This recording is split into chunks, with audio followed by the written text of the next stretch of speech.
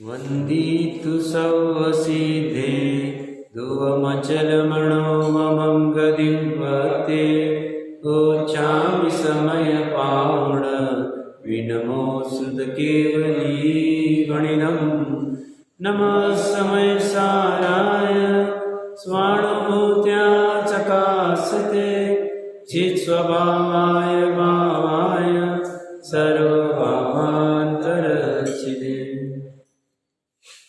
समिसार जी ग्रंथादिराज के स्याद्वाद अधिकार में 273 और 274 दो कलशों में आचार्य देव कह रहे वस्तु एक ही है, बस कहाँ से देख रहे हैं और कैसी दिख रही है, बात इतनी सी। हम वस्तु को पर्याय अपेक्षा से देखें, भेद अपेक्षा से देखें तो अनेक रूप अनुभव में आते हैं। उसी वस्तु को अभेद अपेक्षा से, द्रव्य अपेक्षा से देखें तो एक रूप अनुभव में आती है। उत्पादय वाली पर्याय की अपेक्षा से देखें, क्रमवर्ती पर्याय की अपेक्षा से देखें तो क्षणभंगुर समझ में आती है, जानने में आती है। और उसी वस्तु को ध्रुवता की अपेक्षा से, नित्यता की अपेक्षा से देखें तो ध्रुव अनुभव में आती है। वही वस्तु केवल ज्ञान के पर्याय की अपेक्षा से देखें, जो तीन लोक आलोक तीन काल को जानते हैं तो उस अपेक्षा से सर्वगत समझ में आती है। और वही वस्तु अपने प्रदेशों में ही व्याप्त है, धारण किए हुए है, उस तरफ से देखें तो अपने प्रदेशों से ही सीमित से उतनी है। और 274 नंबर के कलश में क्लेश जो उत्पन्न हो रहा है, पीड़ा जो उत्पन्न हो रही है, किसकी? कषायों की। उस कषायों की पीड़ा की तरफ से देखें तो एकदम पीड़ित दुखित नज़र में आता है, समझ में आता है। और एक शांत स्वभाव की अपेक्षा से देखें, ध्रुव स्वभाव की अपेक्षा से देखें, अनादि निधन स्वभाव की अपेक्षा से देखें, सुख के कंद की अपेक्षा से देखें तो एकमात्र शांत अनुभव में आता है। अनुभूति की अलग अलग बातें हैं, दृष्टि की बात है।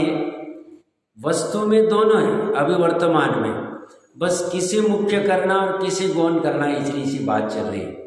मुख्य अगर पर्याय को, कषाय को, भेद को करे, अनित्यता को करे तो वैसा अनुभव में आएगा।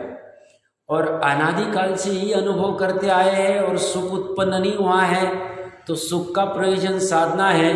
तो बोलते हैं थोड़े काल के लिए होए का न होए ना, एक बार ऐसे शांत स्वभाव को ऊर्ध्व करके देखो, नित्य स्वभाव को ऊर्ध्व करके देखो, एक स्वभाव को ऊर्ध्व करके देखो तो सुखी सुख झरने लग जाएगा। वस्तु में सहजता में है ऐसा, बस लीनता कहाँ करनी, लक्ष्य कहाँ करना, ये बात वो समझा रहे। यहाँ पे 755 नंबर पेज पे जो श्लोकार्थ था हमने एक बार पढ़ तो लिया था। देखिए क्या कह रहे, एक ओर से देखने पर कषायों का क्लेश दिखाई देता है। बड़ी गजब अवस्था है। कभी कभी हम लोगों को भी आश्चर्य होता है, मतलब कभी विचार तो सभी जीव करते हैं कि इतने सारे विचार, इतने सारे विकल्प, विचार विकल्प जो निचली भूमिका में आ रहे हैं सब कषाय जनित ही होती। कोई ना कोई इच्छा, कोई ना कोई विकल्प होता है, कुछ ना कुछ रहता ही हो, तो वो निरंतर चलता रहता है, एक समय के लिए भी रुकता नहीं। भले हमें ऐसा लगता होगा कि जब हम निद्रा आदि में चले जाते हैं तो कषाय बंद होती है, ये बात नहीं। निद्रा में जानने में नहीं आते जो हमारे विकल्प चल रहे, बट विकल्प की धारा निरंतर चलती रहती है। और निचली भूमिका में तो प्रचुरता से चलती है, ऊपर की भूमिका जैसी जैसी आएगी तो कषायों की धारा ढीली पड़ती जाती है, क्लेश की धारा, पीड़ा की धारा ढीली पड़ती जाती है। इसलिए जैसे जैसे कषाय घटती है वैसा वैसा सुख बढ़ता है, पीड़ा कम होती। उपाय एक ही, कुछ भी करके कषाय को कम करना। कषाय को कैसे कम किया जाएगा तो बोलते अपने शांत सुख स्वभावी परमात्मा का, शुद्धात्मा का अनुभव करना। उपाय इतना ही है और दूसरा उपाय ही नहीं। तो जब उपाय एक है तो ऐसे शुद्धात्मा का, परमात्मा का ज्ञान कर लेना और एक बार प्रतीति कर लेना, करके देख लेना चाहिए तो ऐसे ही होता है कि नहीं होता है। ये उपाय एकदम यथार्थ उपाय। बाकी ज़्यादा शास्त्र पढ़ लेंगे तो हमारी कषाय कम होगी, अभी बात भी नहीं थी। क्यों? पहले व्यापार धंधा करने का कषाय थी, धन आदि कमाने की, अभी ज़्यादा शास्त्र पढ़ने का कषाय, दोनों कषाय। शास्त्र नहीं पढ़ना, मैं ये बात नहीं कह रहा हूँ, जब तक उस शुद्धात्मा का निर्णय नहीं होता है तब तक जिनवानी, स्वाध्याय आदि सब करना चाहिए, उसमें कोई बाधा नहीं। धन कमाने से, पाप के कार्य करने से, हिंसा आदि करने से, परिग्रह आदि में जुटे रहने से तो ये तो बेटर ही। बट कोई जीव कहता है साहब हम उससे तो बेटर है। उनसे बेटर कब कहा जाएगा? जब पाप के कार्य छोड़ के स्वाध्याय आदि उस एक तत्व का ज्ञान करके श्रद्धान करने के प्रति फोकस है तो फिर सार्थक कहा जाएगा। और फोकस में वो कुछ है ही नहीं, बस पढ़ते जा रहे हैं, याद करते जा रहे हैं, चर्चा करते जा रहे हैं, निर्णय नहीं कर रहे। निर्णय करके अनुभूति नहीं कर रहे तो काम नहीं होगा। शांत स्वभाव जब तक पकड़ में नहीं आएगा तब तक निरंतर अनुभव में कषाय की क्लेश ही आती जाए। कषाय की क्लेश बहुत खतरनाक है, ज़्यादा उदाहरण देने की आवश्यकता नहीं है, हम स्वयं भी उसी को अनुभव कर रहे हैं।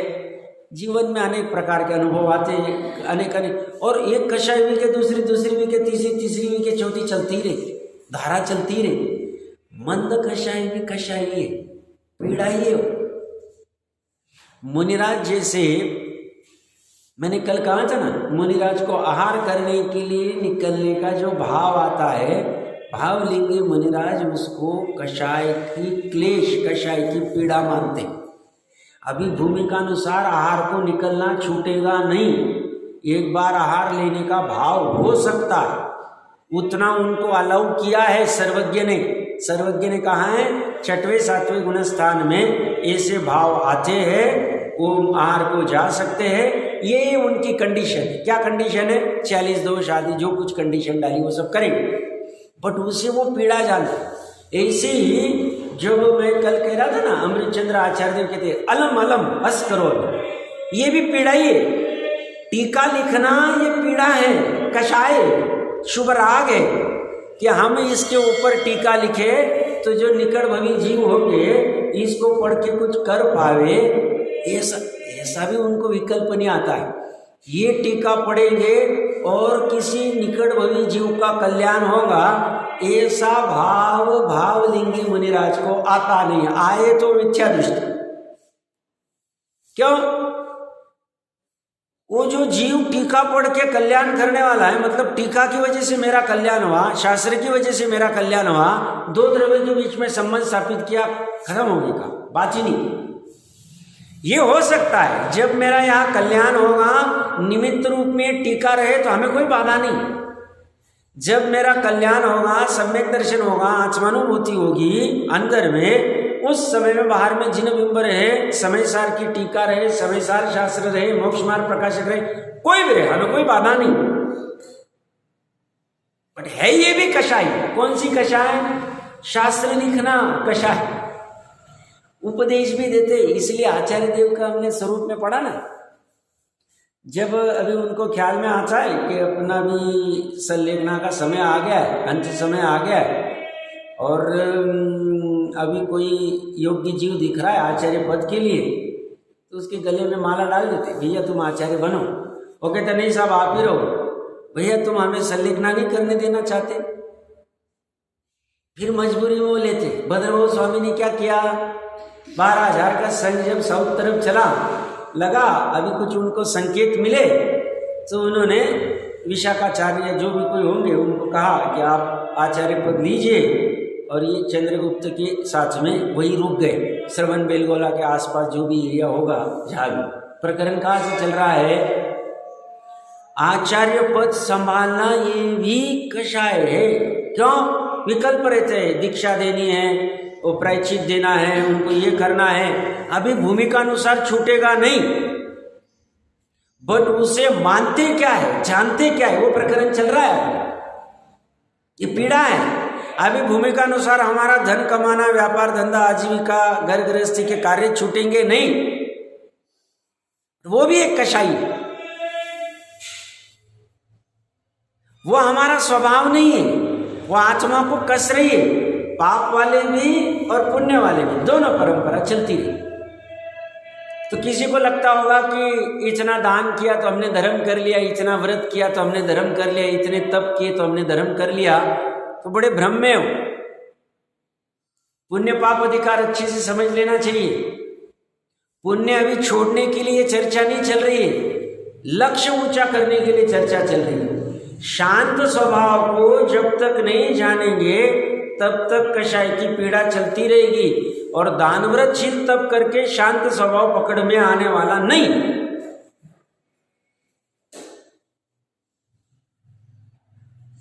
तो मुनिराज तप क्यों कर रहे? 12 प्रकार के तप आचर रहे हैं, साध्य आदि में लगे हुए हैं, इतने व्रत पाल रहे मुनि के 28 मूलगुण।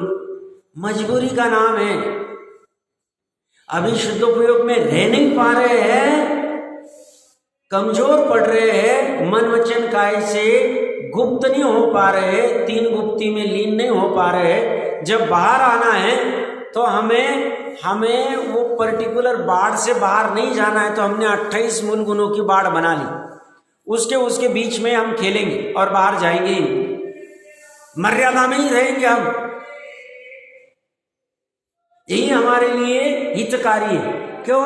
उस 28 मूलगुण में रहेंगे, अवसर बने रहेंगे, वापस अंदर चले जाएंगे, वापस बाहर आएंगे, वापस अंदर चले जाएंगे, वापस बाहर आएंगे, और फिर एक समय ऐसा आएगा अंदर गए बाहर आई नहीं, हो गए शपक श्रेणी चढ़ गई। तो हमने पूर्णता से अंदर जाने का जब तक अवसर नहीं आता है, हमारा सामर्थ्य नहीं आता है, हमारी वैसी पर्याय प्रकट नहीं होती, भावना तो है अभी हो जाए, बट अभी उसकी योग्यता भी नहीं उस पर्याय की प्रकट होने की। कौन सी वाली? शपक श्रेणी वाली। तो तब तक हम ये खेलते रहेंगे, अवसर बनाते चले जाएंगे।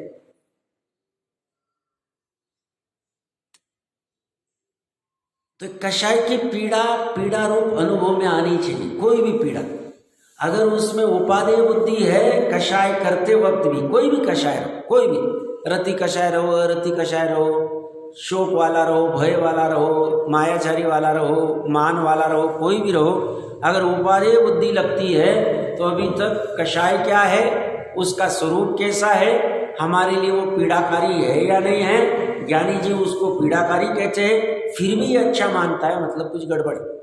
धन कमाने वाले का प्रॉब्लम बहुत रहता है।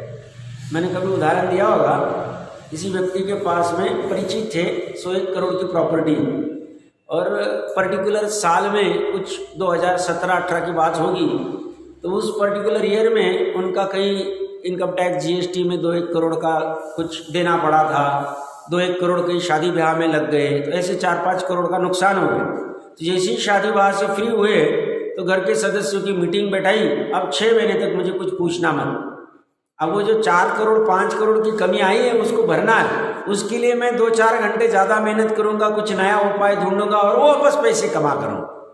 अब ये कषाय की पीड़ा है, वो जब तक होता नहीं तब तक खाना पीना सब भूल जाएंगे हम। बहुत जीव फंसे रहते इसी में, उलझते जाते, और ये हमारे लिए, हमारा ये स्वभाव नहीं है आत्म तत्व का। कषाय की पीड़ा ये क्षणिक स्वभाव है, शाश्वत स्वभाव नहीं है। शाश्वत स्वभाव तो शांत वाला है। तो इस पीड़ा को तो ज्ञानी इसीलिए निरंतर प्रयास करती, पीड़ा कैसे हटे, कषाय कैसे घटे, कषाय का कैसे अभाव है। जैन धर्म कषाय का अभाव करने का धर्म, और कुछ भी नहीं।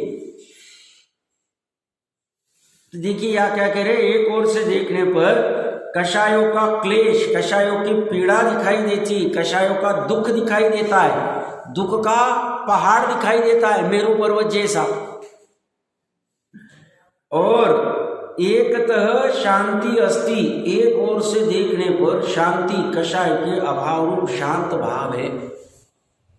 वर्तमान में हमारे त्रिकाली आत्मा में कषाय का अंश है या नहीं?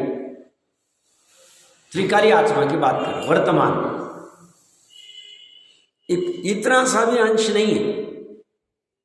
अभी वहीं पे कषाय की पर्याय भी हो रही है हमारी। ये जो अच्छे सूक्ष्मता से समझना से इसी कषाय की चर्चा निकली ना, हमें प्रवचन सुनना ये भी कषाय है। सब क्या बात करें, ये तो धर्म है, उपचार से धर्म का है उसको। हमें प्रवचन देना है, ये भी कषाय है। क्यों? जो जो आत्मा से विमुख करे वो कषाय।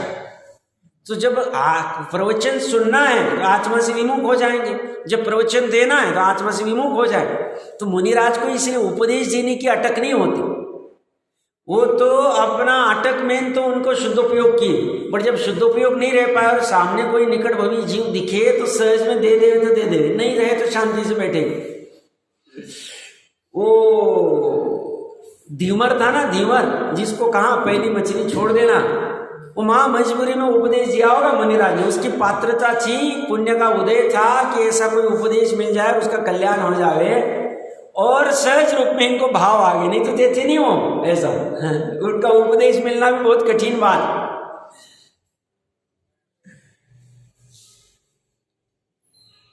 तो ये उपदेश देना और उपदेश सुनना, इसमें क्या कषाय है साहब?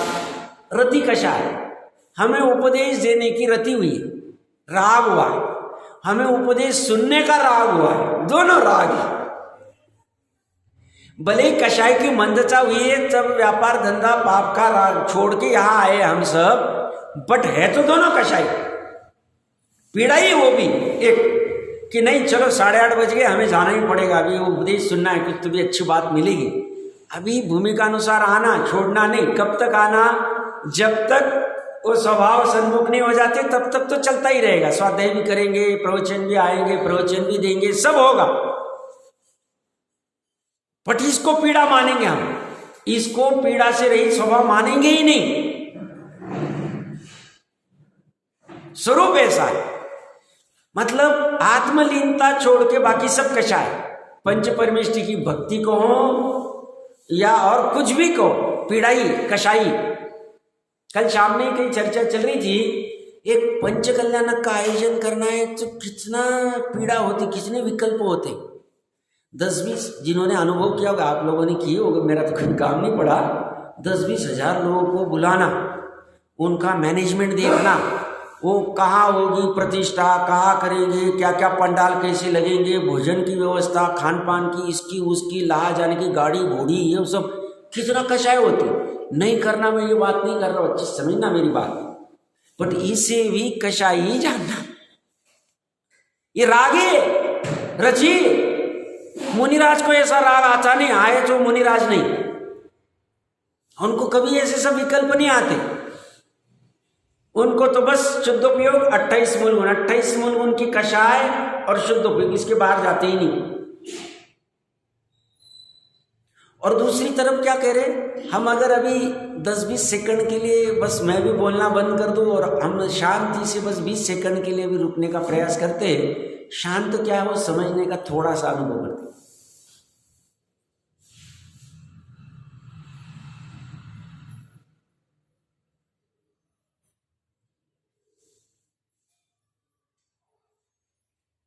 अभी 10-20 सेकंड ही मैं हुआ हूँ, फिर भी मुझे बोलने की आकुलता है, आपको सुनने की आकुलता है।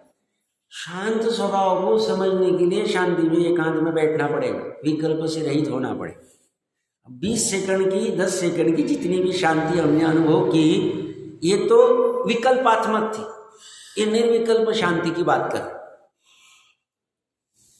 स्वभाव ऐसा ही है, ये कोई किसी की शेख चिल्ली की बातें नहीं, मनगढ़ंत बातें नहीं। ये कह रहे हैं आत्मा में एक ऐसा शांत तत्व है, उसको देखते ही उस पर्याय में भी शांति आ जाती है। पर्याय ही विचलित हो रही है, पर्याय के विचलित होने का एकमात्र कारण उसे भ्रम हो गया है, निचली भूमिका। ज्ञानियों की जो पर्याय विचलित होती है वो मजबूरी वश उसे छोड़ दो। अभी अज्ञान अवस्था में पर्याय विचलित होने का कारण भ्रम है। उसे क्या भ्रम है? स्वस्वरूप के प्रति भ्रम है, स्वस्वरूप यथार्थ पता ही नहीं उसे। किसे? ये पर्याय है, ये अनंत गुणों का समरूप द्रव्य और ये पर द्रव्य, उसे भ्रम हो गया है, इस पर द्रव्य से सुख मिलता है। और उसे ये भ्रम हो गया है कि यही मेरा स्वरूप है, इसकी खबर ही नहीं उसे। बस इस भ्रम की वजह से वो दुख को भोग रहा है और शांति का अनुभव नहीं कर रहा। ये कह रहे हैं हम शेख चिल्ली नहीं है। कौन? आचार्य देवाजी ये कह रहे तुम्हें एक तरफ से देखे तो यहाँ कषाय की पीड़ा दिख रही, पर्याय ही पर्याय को देखे तो कषाय की पीड़ा दिख रही है, क्लेश दिख रहा है, और एक तरफ से देखे तो शांति शांति नजर आ रही, शांत स्वभाव नजर में आ रही। अब ये स्वभाव देखना ये जैन धर्म,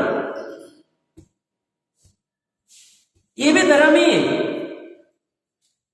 ये स्वभाव ही देखना मेन धर्म है। ये स्वभाव नहीं देखे तो धर्म चालू ही नहीं होवे।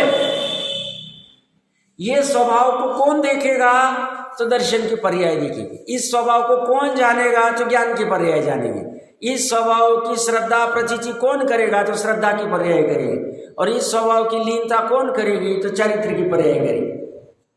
हो गया धर्म, हो गया अंदर ही अंदर हो गया धर्म। उपाय उपय अधिकार एक ही वस्तु में घटित हो गए और उसी समय शांति का अनुभव होगा। ऐसा नहीं शांत स्वभाव को अब देखेंगे और 1 साल बाद शांति का अनुभव होगा, ये बात नहीं है। धर्म की विशेषता क्या है, वस्तु के स्वभाव की विशेषता क्या है, अब भी करो और अब भी अनुभव में आए। हमें तो भी अभी पकवान खाने का भाव हुआ और उसका सुख का वेदन हमें 2 घंटे बाद होगा। पकवान की वस्तु लाएंगे, बनाएंगे, करेंगे, ग्रहण करेंगे, सब लगेगा। या ऐसा नहीं, या रिजल्ट भी तुरंत ही, सुख भी इमीडिएटली मिलेगा। बस श्रद्धान होना चाहिए और श्रद्धान करने मात्र से नहीं, उसका निर्णय करके उसकी लीनता के लिए प्रयास। वो पर्याय को वहां मोड़ना पड़ेगा। सब कैसे मोड़े, उसका साधन क्या है, ज्ञानी साधन। ज्ञान को बराबर समझ में आ सकता है कि पर्याय को पर द्रव्य से निकाल कर स्वद्रव्य तरफ कैसे मोड़े। बस इतनी सी बात है और कुछ भी नहीं। पर में सब कुछ आ गया, अपना आत्मा छोड़ के पूरा सब पर में आ गया, पूरा।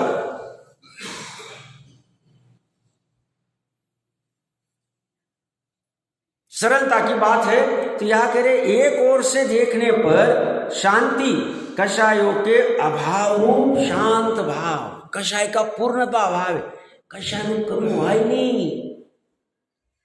हमें महाप्रसन्न होने का अवसर है। मुदित, अमृत चंद्र आचार्य देव का वर्ड है, मुदित होना चाहिए, मुदित प्रसन्न होना चाहिए। क्यों मुदित होए साहब? भले हम अनादिकाल से कषायों की क्लेश पीड़ा को सहन कर रहे, कषाय उत्पन्न हो रही है हमारे आत्मा में ही, क्षणिक स्वभाव में, बट उसी समय में हम में एक ऐसा तत्व पड़ा हुआ है, ऐसा अंश पड़ा हुआ है जिसमें कषाय का पूर्णता से अभाव है। किंचित मात्र वह कषाय नहीं, वहां मात्र शांति ही शांति है, मात्र अकषाय है, मात्र निकषाय भाव ही चल रहा है। वीतराग भाव कहो, निकषाय भाव कहो, अकषाय का भाव कहो, शांति का भाव कहो, वही चल रहा है। क्योंकि कषाय के अभाव में ही शांति होगी, कषाय के अभाव में ही सुख प्रकट होगा, कषाय के अभाव में ही आनंद प्रकट होगा, और कोई दूसरा उपाय नहीं। और बाहर क्या चल रहा है, कषाय कैसे ज्यादा होगा ये सिखाया जा रहा है। 363 मत में तो है ही लौकिक पढ़ाई में भी कषाय, धन कैसे ज्यादा कमाना, अपना मैनेजमेंट कैसे बढ़ाना, ऊपर कैसे बढ़ना, कंपनी में या सर्विस में या कहीं पे भी, व्यापार में कहीं पे भी क्या सिखाया जा रहा है, पूरा दुखी होने का उपाय सिखाया जा रहा है। और यहां क्या सिखाया जा रहा है, पूरा सुखी होने का उपाय सिखाया जा रहा है। और उपाय यही यथार्थ है, क्योंकि ये उपाय का फल देख रहे हैं ना। 30-40 साल में हमने इतनी कषाय बढ़ा ली, 40-50 साल पहले इतनी कषाय नहीं थी, पूछ लेना चाहिए बुजुर्गों को। हमने इतनी कषाय बढ़ाई, हाथ में क्या है,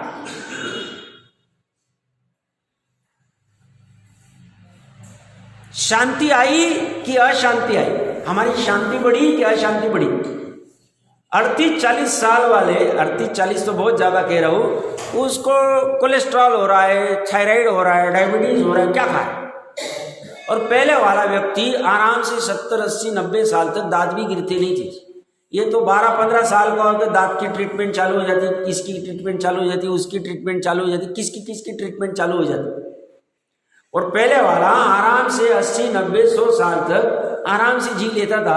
और मैंने कभी एक घटना कही होगी, अगर मैं जहाँ सी के लिए था सर्विस में, मेरा बॉस बोलता था बहुत बार, मैंने कभी कहा भी होगा, कोई गोट बकरी आदि जो होती ना, भेड़ बकरियों को चराता था, अनपढ़ था वो, 100-500 जितनी भी भेड़ बकरियां होगी उसकी, आराम से सुबह सुबह लेके जाना, वो चरती थी, ये अपना भोजन करता था, शाम में आ जाता था वापस, ऐसा उसका नित्य चलता था।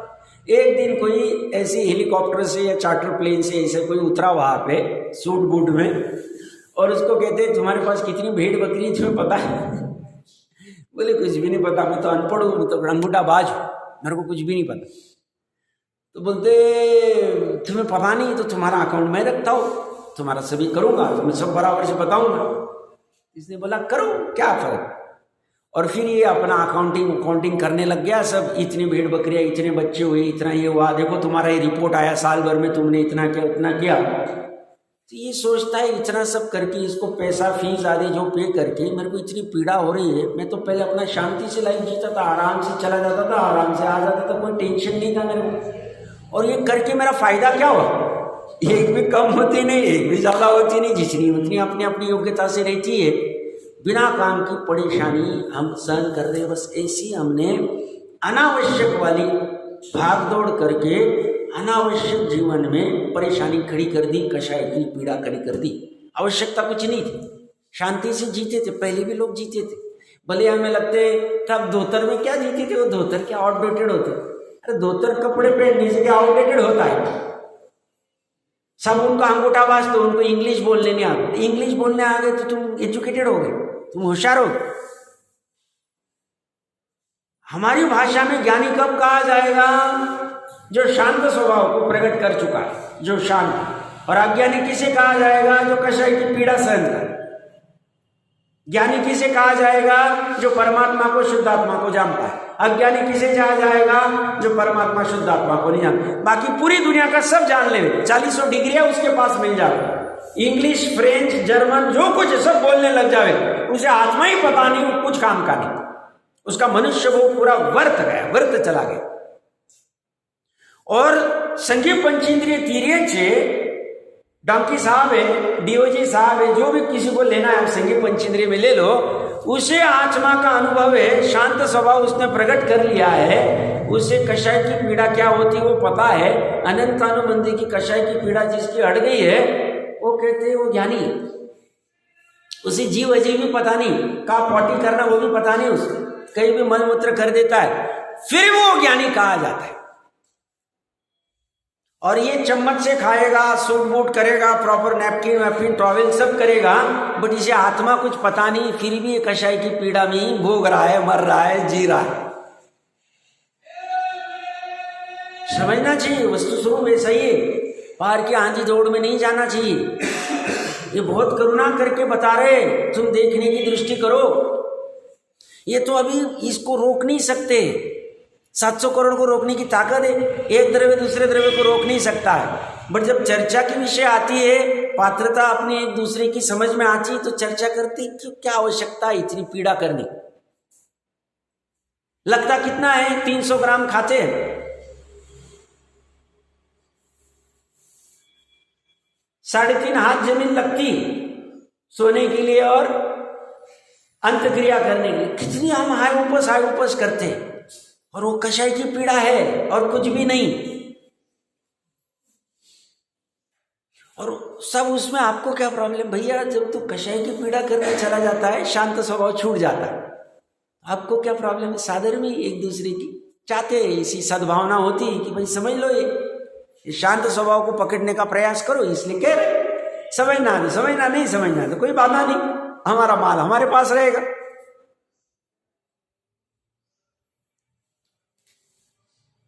मनुष्य भाव का एक टारगेट होना चाहिए, शांत स्वभाव का अनुभव करना, एक टारगेट सबसे महत्वपूर्ण। बाकी टारगेट नहीं भी रहे तो चलेगा।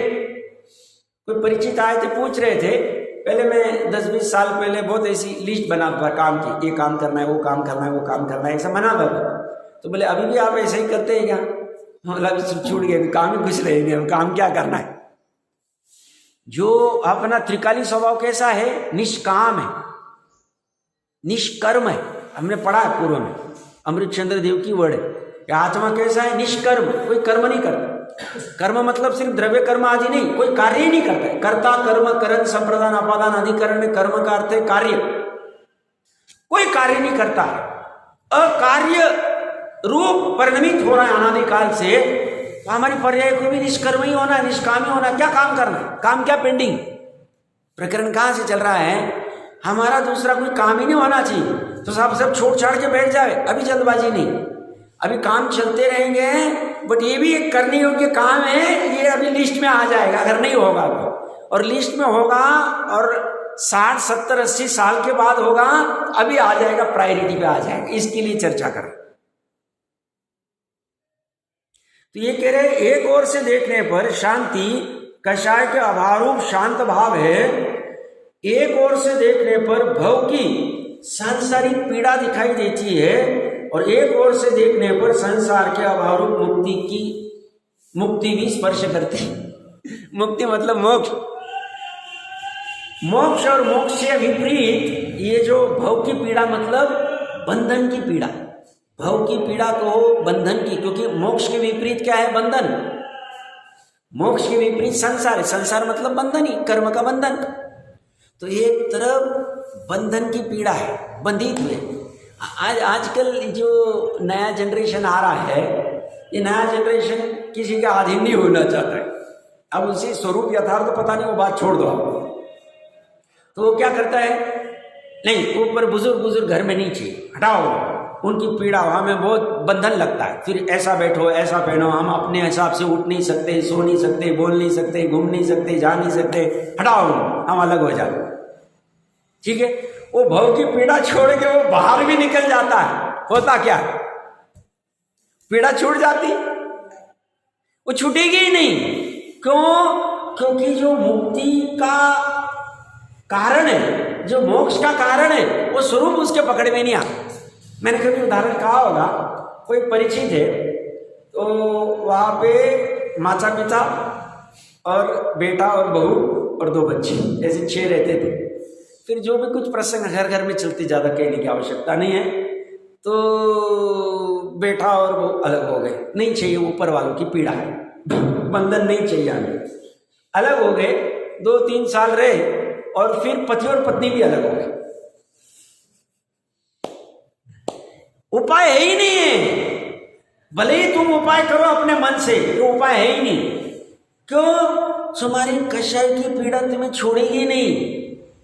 जब तक कषाय, जब तक निकषाय भाव पकड़ में नहीं आता है, कषाय की पीड़ा, कषाय का क्लेश भी चलेगा और भव की पीड़ा, भव का क्लेश भी चलेगा, दोनों चलेगा। दोनों एक ही चीज है, शब्द अलग अलग है, भाव तो एक ही पकड़ में आने की। परेशानी है, ये उपाय है ही नहीं। तो दूर करने के लिए क्या कहते हैं, इसको दूर करो, इसको नजदीक करो तो मेरी भव की पीड़ा, कषाय की पीड़ा दूर होगी, होगी ही नहीं।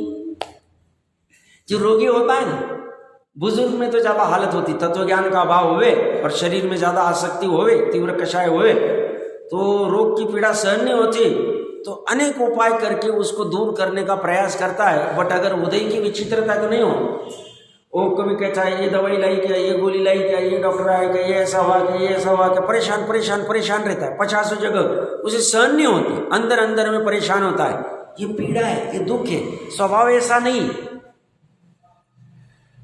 ये बंधन है, हम बंधे हुए हैं। हमें लगता है साहब हम कहाँ बंधे हुए, हम कहाँ जेल में, हमें कहाँ साकल से बांधा हुआ है। यह साकल से बांधा नहीं, कर्म का बंधन है। अभी अव्यवहार सुख को भोग नहीं पा रहे, असिद्धत्व को भोग रहे, यही बंधन है।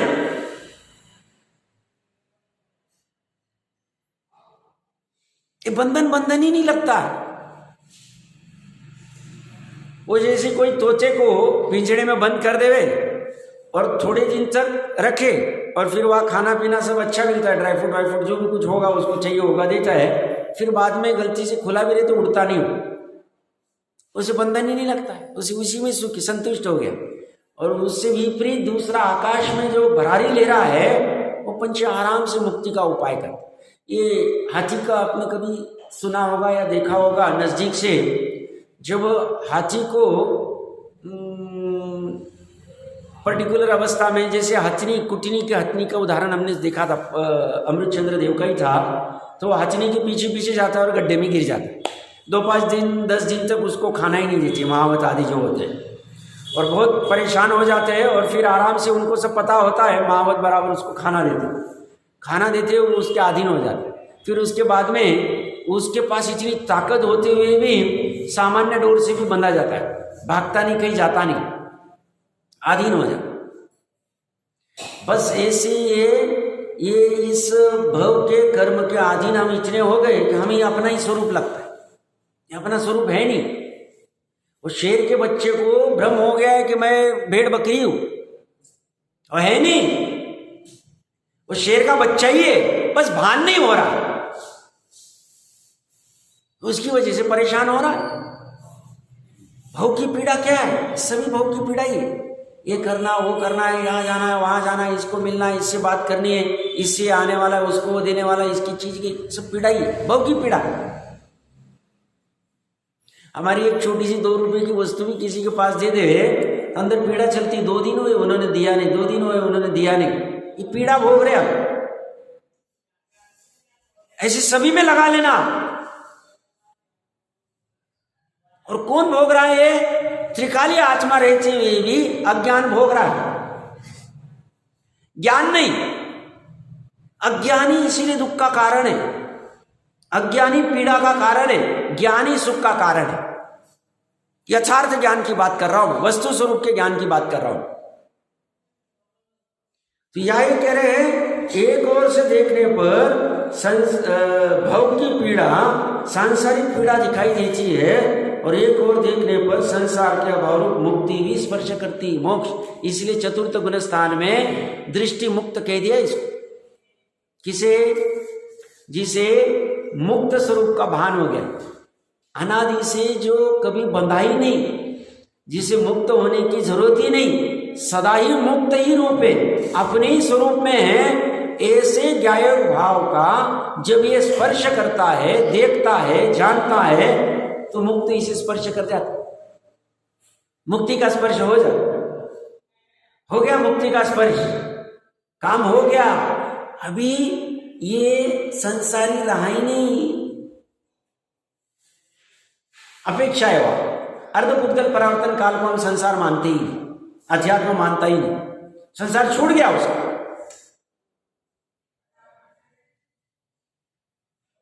तो क्या धगज होनी चाहिए, क्या तीव्रता पुरुषार्थ की होनी चाहिए? कुछ भी करके इस मुक्ति को स्पर्श करना है। इस मोक्ष की जो विषय वस्तु है, जो ध्यान का ध्येय है, उसको स्पर्श करना है। ध्याता तो पर्याय, ध्याता किसे कहते हैं? जो ध्यान करता है। और ये ध्याता नहीं है, ये ध्यान नहीं है, ये ध्येय। कौन? त्रिकाली आत्मा। ऐसे त्रिकाली आत्मा का हम कब स्पर्श करेंगे? देखो गजब अवस्था क्या है पता है? इस त्रिकाली आत्मा को आज तक कोई भी पर्याय नहीं, सिद्धों के पर्याय भी त्रिकाली आत्मा को स्पर्श नहीं करते। निश्चय से कह रहा हूं, व्यवहार से कहने में आता है। वर्तमान में सिद्ध भी अपने त्रिकाली आत्मा को उनकी पर्याय स्पर्श नहीं कर रही। स्पर्श कब कहा जाएगा? जब वो पर्याय उस आत्मा, त्रिकाली आत्मा में घुस जाए। बट घुसे नहीं, घुसे तो त्रिकाली आत्मा क्षणिक हो जाए, क्योंकि पर्याय नाश होने वाली है अगले समय में, तो वो भी नाश हो जाएगा। त्रिकाली आत्मा पर्याय में आती नहीं, दोनों एक दूसरे में नहीं आते, फिर भी पर्याय के पास ऐसी कला प्रकट हो जाती है कि उसको स्पर्श कर लेती। और जैसी त्रिकाली आत्मा को मुक्ति का साधन रूप जो ज्ञायक भगवान है, उसको जैसी स्पर्श करती है, वो मुक्ति का अनुभव करती है, मुक्ति का स्पर्श करती है। कैसा स्पर्श किया उसने? उसने अपने पर्याय में पूर्ण स्वभाव को ही भर लिया और किसी को भरा नहीं, किसी को स्थान नहीं, एक परमाणु मात्र को स्थान नहीं। 38वीं गाथा, एक परमाणु मात्र मेरा नहीं, अकिंचन भावना, 10 लक्षण की 10वीं भावना, 9वीं भावना, सॉरी।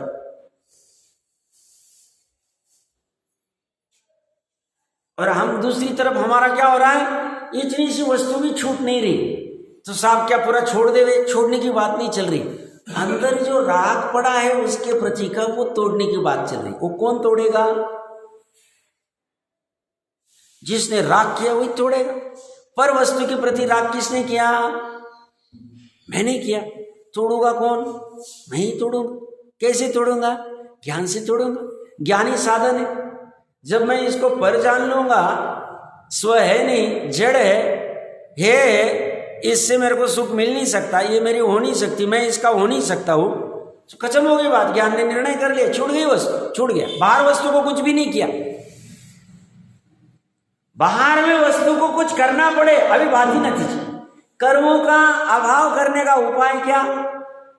तो बोलते कर्मों से उदासीन हो जाओ। द्रव्य कर्म का आज तक जितनों ने अभाव किया है, क्या किया? गज कुमार जी ने क्या किया?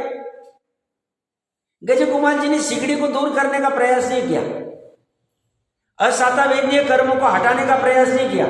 उन्होंने स्वभाव में लीनता कर ली, असातावेदनीय के कर्म हटने से हट गए।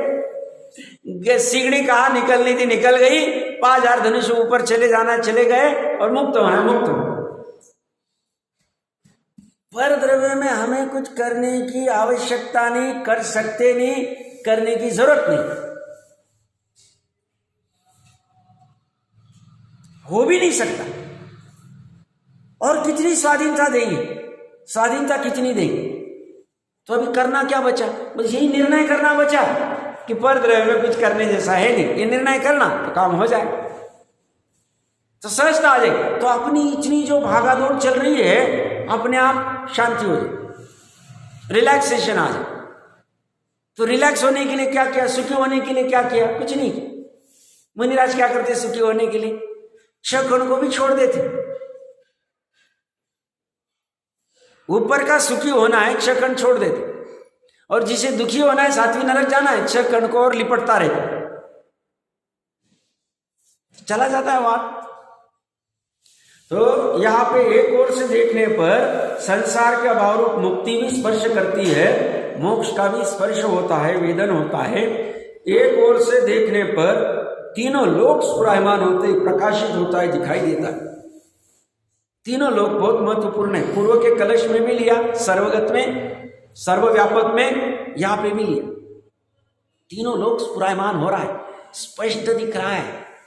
जैसे हम अभी वर्तमान में मति ज्ञान से जो देख रहे हैं ना, हम कहते स्पष्ट जानने में आ रहा है। सब उजाला भी है और हमारी दृष्टि भी ठीक है, मोबाइल आदि जितनी भी वस्तुएं स्पष्ट नजर में आ रही है। ज्ञानी कहते हैं उससे अनंत गुना स्पष्ट केवली जानते। अनंत गुना क्यों? क्योंकि वो एक एक परमाणु, एक एक गुण, एक एक पर्याय, एक एक अविभाव प्रतिच्छेद सबको एकदम स्पष्ट दिखते, स्पष्ट ज्ञान। हमारा मति ज्ञान अस्पष्ट ज्ञान है, परोक्ष ज्ञान है, छदमस्त का ज्ञान है। ज्ञानावरण के क्षय क्षम से निमित्त से उबल हुआ है, उसमें कुछ ना कुछ कमजोरी रहती, पूर्ण स्पष्ट नहीं होता। ये तो एकदम स्पष्ट ज्ञान है, एकदम एक एक कण कण का, एक एक पर गुण का, एक एक पर्याय का, एक एक अविभाव प्रतिच्छेद का भिन्न भिन्नता से जानते हैं, न्यारा न्यारा जानते हैं। गजब। और कितना है, 3 लोग बड़ा कल्पना नहीं कर सकते, आराम से जान लेते। ये मेरू पर्वत है, 1 लाख योजन का, 50 करोड़ किलोमीटर का है। शाश्वत योजन मेरू पर्वत 5000 किलोमीटर का मान लेवे, एक योजन 1 लाख योजन का है, 99,000 ऊपर और नीचे जो भी 1000, 50 करोड़ किलोमीटर। कल्पना कर सकते? और जम्मू कश्मीर से कन्याकुमारी 3-4 हजार 5,000 जितना भी किलोमीटर होगा, जो कुछ होगा देख लेना चाहिए। 50 करोड़ किलोमीटर है, और ऐसा मेरू पर 1 लाख योजन का तो जम्बूद्वीप भी है, इसे डबल डबल, मतलब कल्पना नहीं कर सकते। और उसमें इतनी सारी वस्तुएं है, ज्ञान की अचिंत्य महिमा देखो। तो एक ओर से जब हम देखते हैं तो तीनों लोग स्फुरायमान होते हैं, प्रकाशित होते हैं, जानने में आते हैं, दिखाई देते हैं। और एक ओर से देखने पर केवल एक चैतन्य ही शोभित होता है। चैतन्य को शोभित होने के लिए कौन सा आभूषण पहना? हम आर्टिफिशियल क्या करते हैं जीवन में? शोभित होना है तो हम आभूषण आदि पहनेंगे, या कौन सा आभूषण पहनना पड़ता है शोभित होने के लिए? वो चैतन्य ही अपने आप में एक आभूषण। इससे अद्वितीय कोई आभूषण नहीं। तो जब एक ओर से देखे तो केवल एक चैतन्य ही ख्याल, और अनंतो सिद्धों को दोनों एक साथ होते। केवल एक चैतन्य रूप अनुभव जो हो रहा है, दिख रहा है, वो दर्शन उपयोग में हो रहा है, केवल दर्शन मात्र चैतन्य का अवलोकन। और उसी समय में तीन लोग, तीन काल और आलोक सहज में शोभित हो रहा है, जानने में आ रहा है। दोनों एक साथ एक समय में हो रहा है, हमारा नहीं होगा। हमारा एक समय में ज्ञान उपयोग होगा तो दर्शन उपयोग नहीं रहेगा, दर्शन उपयोग रहेगा तो ज्ञान उपयोग नहीं रहेगा, दोनों उपयोग साथ में।